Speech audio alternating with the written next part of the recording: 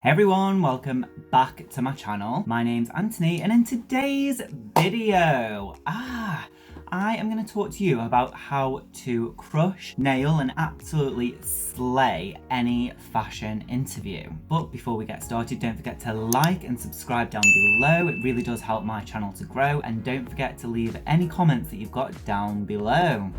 Okay, so the first thing is know why you're applying for that specific role. Now I know this sounds really obvious, but at the end of the day, there's a lot of people out there that are trigger happy when it comes to applying for jobs. They'll just apply for anything and everything out there when it might not be specific to what they A, want to do as a career, or B, what is right for their skill set. So really know why you are applying for that role, because it will come up in the topic of conversation when you're at the interview. And on the same point, also know why you're looking for a new job and really flesh out your reasoning for looking for a new job, because what you don't want to do is go into an interview and they ask you, oh, so why are you looking for a job, and you freeze and go blank, or you start, I don't know, bitching and moaning about the current job that you've got. You don't want to do that. Another thing is that you really need to know off by heart is your CV and your portfolio. They're going to bring that CV into that interview, and then they're going to go through different points and actually quiz you on it. How did you do this? How did you do that? Oh, on your achievements, how did you get from this point to this point? All of that kind of stuff. So you really need to know your CV cover to cover. And also the same with the portfolio. You need to know your portfolio off by heart, and you need to almost have a rehearsed kind of lingo that you talk about as you talk through each project, as you talk through each CAD, and as you talk through each collection. Because if you don't know your portfolio and you can't explain it well, they're going to see that as a flaw, and the interviewer is going to think, maybe this person can't present, or maybe this person isn't as confident as they're portraying. So really what you need to do is know your CV and your portfolio off by heart, because it is really, really important. If you want to know how to pull together your fashion CV, I'll leave a link somewhere around here. And I will also do the same for how to cultivate your portfolio. I've done both of these videos before. They're really in depth and they're really good, especially if you're just starting out in fashion and wondering, what do you need to put in your portfolio and what do you need to include in your CV? Click the links and go and watch them, because they're really good and really helpful when it comes to getting a new job. Okay, so my next key tip when you're getting ready for an interview is research, research, research. You need to know a lot about the company that you're going into. You need to know the collection. You need to know what sells well for them, so you can talk competently in the interview. The interviewer is going to ask you a lot of questions about the company, what you know about the company, and what improvements they can make as a design team. So the best thing to do is look at their range fully and just analyze it a little bit. Look at it and say, oh, okay, what is working really well? What do this company do well at? What are they not so good at? What could they improve on? You'd never go into an interview and say, oh, you're really bad at this. No, do not do that. But say, oh, I've seen this online and I was thinking maybe you could elevate it by doing this or doing this. Or I've seen this and I've noticed it doesn't work as well as this product. What you could do is this to get it to the same level. Do you know what I mean? Put a positive spin on anything that you're going to say, but just don't go in with negativity. The next thing that's really important is trend research. I cannot tell you how many times I've gone into an interview and they have asked me, oh, so what are the current trends at the moment? You need to know them off by heart. You need to have a good 3 to 5 trends in your back pocket ready to go, and you need to be able to talk about them competently again. See what I mean? Talking about things competently comes up a lot. You need to be confident, you need to go in there and know what you're talking about. So all this background research is going to help you with not just the interview that you're going for, but also for future interviews as well, just in case you don't get this one. But trend research is so relevant. You need to do your trend research when it comes to coming to interviews. If you're not sure about how to do trend research or any kind of website that you can use for trend research, again, I've got another video about how to do trend research and the kind of websites that you need. Again, I'll leave a link somewhere around here. So go and check that video out as well, because it is really good and it'll give you the basis of what you need to get these trends down and also get them researched. While you're also looking at trend, I would also look at colour, fabrication and shapes. Especially if you're going for different interviews. Say you're going for an outerwear role, you want to know the 5 key shapes, you want to know the 5 fabrications, and also the key colours. And it goes for anything. If you're going for accessories, footwear, you're going for tailor, any kind of jobs like that. If you're going for jersey, you need to know the shapes. Is it off the shoulder? Is it dropped? Is it boxy? What is going on? Is the taping details going on? What are the trends? What are the shapes?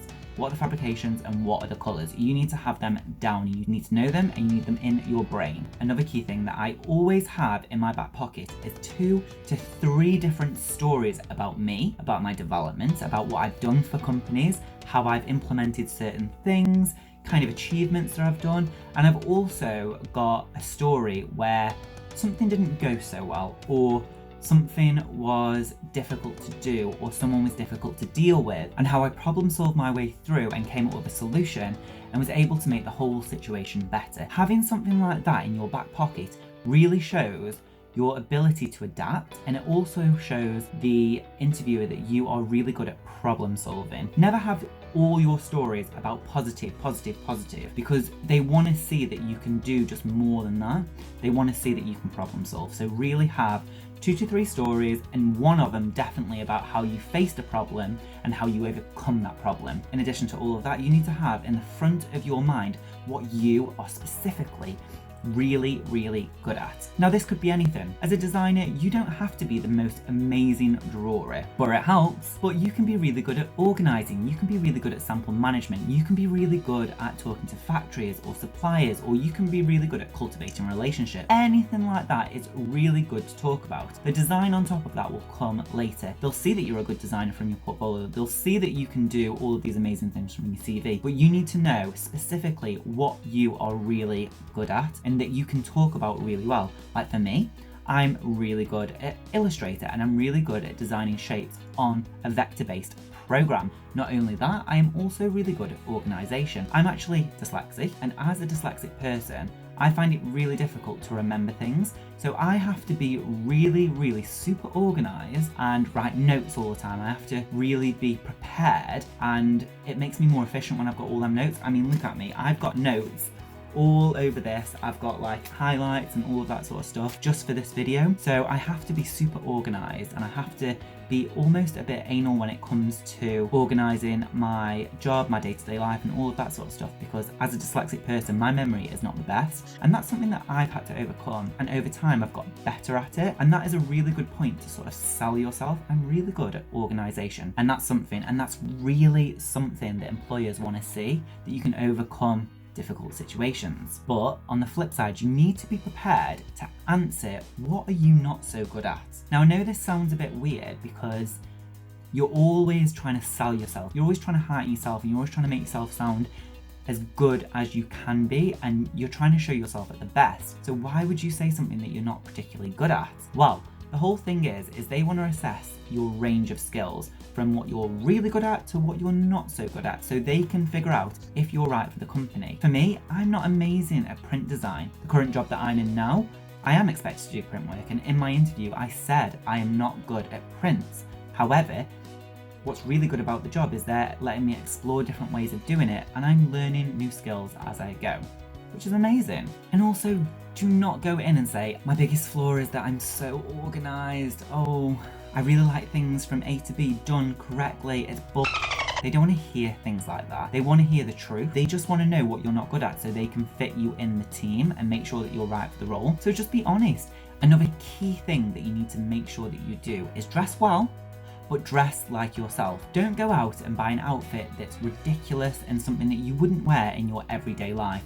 Of course you can go and buy new clothes, but make sure it's in your style aesthetic, because people can tell when you've either overdressed or you've changed your style for any kind of reason, and they're not seeing your true self, and that's what they're hiring. They want to make sure that you as a person fit well within their company. So always wear something that you would normally wear on a day-to-day basis, but just elevate it slightly, but make sure it is 100% you, because at the end of the day, that is what they're hiring, you. So just some quick do's and don'ts. Do be very positive. Talk about the company and be very positive about it. Be energetic. You want to portray that you are energetic, enthusiastic, all of that kind of stuff about fashion, about the job that you're applying for. You want to be excited, but don't be annoying. You can come across like, oh my god, I'm so excited, da, da, da, da. That's annoying. Just be really like, oh my god, I love this that you did last season. Oh, I really like this that you did last season. Oh, I really like the shape, blah, blah, blah. Do you know what I mean? Be enthusiastic like that, but don't be annoying. Be engaged.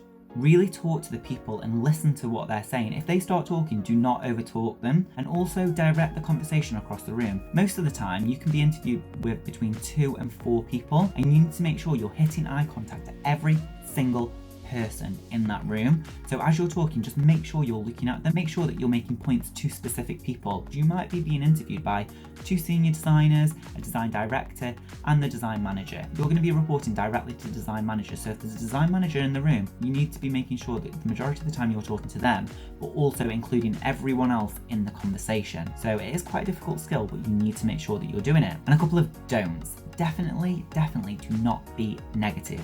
Don't be negative about the company. Don't be negative about the position. Don't be negative about anything when you're in that room. Don't be rude. I've been in interviews before where the person that I've been interviewing is actually being rude to me when I'm trying to say something and like, no, that's not how it works. And I'm like, excuse me, what? You need to take on board everything that they're saying, because at the end of the day, every company works differently, but just don't be rude. Do not, under any circumstance, bash your current job or your current role. That is a big no-no. And don't bash anybody, because that is a massive red flag for any employers, and it also just sends the wrong signal. So why would you want to do that? Fashion is such a small industry. Everyone knows everyone and everyone's connected, and LinkedIn makes it even smaller of a circle. Don't bash. Overall, you need to be yourself. As I've said quite a few times in this video, they're hiring you as a person. They want to make sure that you fit well within their company and their team. And also on the flip side, if you're 100% yourself and they hire you, you know that you're going to fit well within their team and that you're going to be happy there. Because at the end of the day, you need to be happy in the job that you've got. You don't want to go to a place that you're not going to be happy, because potentially you're going to be spending a few years at this place and you're going to be spending a lot of time with these people that are in your team. So just be yourself, honestly. There's no point trying to be anyone else. There's no point trying to act a certain way to get a job because you think that's what they want. You just need to make sure that you're yourself. That's the best advice that I can give you, is just be yourself. Finally, the last thing that you need to make sure that you're doing in interviews is ask questions. I cannot count the amount of interviews that I've been in where they've said, oh, do you have any questions for us? And I've gone back with like 3 basic questions, and it just makes the interview go on that much longer, but they know that you're interested in the company. Obviously, you've done all your research and you might already know the answers to this, but what's really good is you can ask them directly. You might know their 5-year plan. That is one that I always ask. What is the 5-year plan for the company? And as design managers, they'll know, oh, we're going to expand into America. Oh, we're going to expand into China. Oh, we're going to open this many stores this year. Oh, we've decided to concentrate on online. Oh, we've decided to expand the range and get a higher price. But you know what I mean? And it also makes you look like you want to be there for the long term. A 5-year plan for them is a 5-year plan for you. So they know that in hiring you, you're going to be there for the foreseeable future, and they know that they can invest in you as a designer. Another really good question is, what is the day-to-day role like? What am I going to be expected to do day to day? What is a usual working day at this company like? They'll say, oh, well, what you will be doing is this, and they will be envisioning you in that role. I would say a good interview can last anywhere between 40 minutes to an hour long. If you're going over an hour, 15, an hour and a half, that seems really long to me. They just want to get to know your personality a bit. They want to make sure that you can fit well in the team.